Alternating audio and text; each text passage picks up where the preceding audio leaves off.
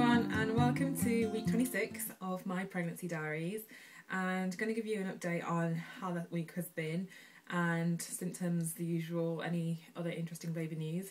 We had an antenatal appointment at week 26, so I'll give you an update on that as well. So this video is a couple of weeks late. I'm actually 28 weeks and 6 days today, but I did want to kind of do the update, and I've decided that I'll try not to kind of group them together so that the videos aren't too long, so about 5 to 7 minutes each. So kind of quick updates on how the week has been. So 26 weeks, week 26, I had my midwife antenatal appointment, and I went on with like loads of questions because I only get to see them once a month, and I wanted to kind of find out quite a few bits of information.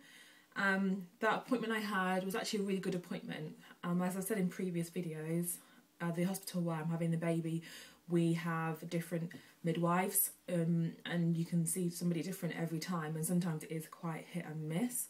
But the lady I had for that appointment was really, really nice and really knowledgeable. I mean, I'm sure they're all knowledgeable, but she took an interest, and she was asking me questions and telling me stuff. So some of the questions that I had actually got answered before I asked them. But at this appointment, I wanted to find out a couple of things. So I wanted to understand just about how would I know that my baby's growing like at the right size, because I've been getting different comments from people saying like, you look small for 6.5 months pregnant or 7 months pregnant. And obviously I find it a bit frustrating because obviously I don't know what they're comparing me to or what I should be comparing myself to. So I wanted to ask the midwife, and obviously if there's a problem she could tell me.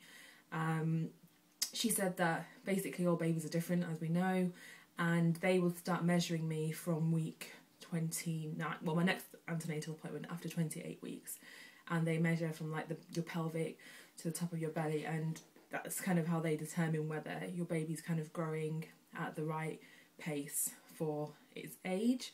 She said I shouldn't worry, and basically I will take the guidance of my midwives in terms of baby growth. I mean, I guess for me it means that I know that in the next couple of weeks growth will come quite quickly in the final trimester, so we'll see what happens there. The other question I had was about gestational diabetes, because a lot of things I read said that you have a test at 28 weeks, and I wanted to find out whether I was going to get that done or anything else like that. But I was told that I don't have to get that done because I am low risk and I don't have diabetes in my family or sugar in my bloods or my urine or anything else like that. So I don't need to take that. So that was good, because I have read things about that test, but it's not necessary for me. The other final thing I wanted to ask her was about antenatal classes. So basically from I think week 30 you then can start to go on antenatal classes where they teach you about breastfeeding and looking after your baby, labour and all that sort of thing, and I just wanted to register for that. But she was kind of ahead of me so she kind of said, have you registered for your antenatal? I was like, no, but you asked the question. So she gave me all that information, which was really good. So the appointment was really good, and usual things, her blood pressure was fine, baby's heartbeat was good and strong, and no issues. So my next appointment is week 29, and I think after that I 31 weeks and 34 weeks and every 2 weeks after that. So that was my appointment. So symptoms wise, I have found that I guess coming up to the end of the second trimester I was kind of getting a bit tired more, and the kind of backache that I've been experiencing was increasing. So I've been trying to I guess manage my posture, because I've had feedback that I don't stand as straight as I could, but also I sleep with now more pillows. My pillow arrangement has changed once again, but that helps me with sleeping, so I'm sleeping quite well actually at the moment, but it's just backache when I'm like sat down or standing up for too long. So at work I try to get up and walk around as much as I can, and the commute, again, it's a mixture of both. So where I can sit down I will sit down when I need to, but if I want to stand up just to ease my back, I'll do that as well. But other than that, I've not really had any new symptoms, and my expectation is, I guess, as the weeks go by and baby grows, it'll be backache and that sort of thing.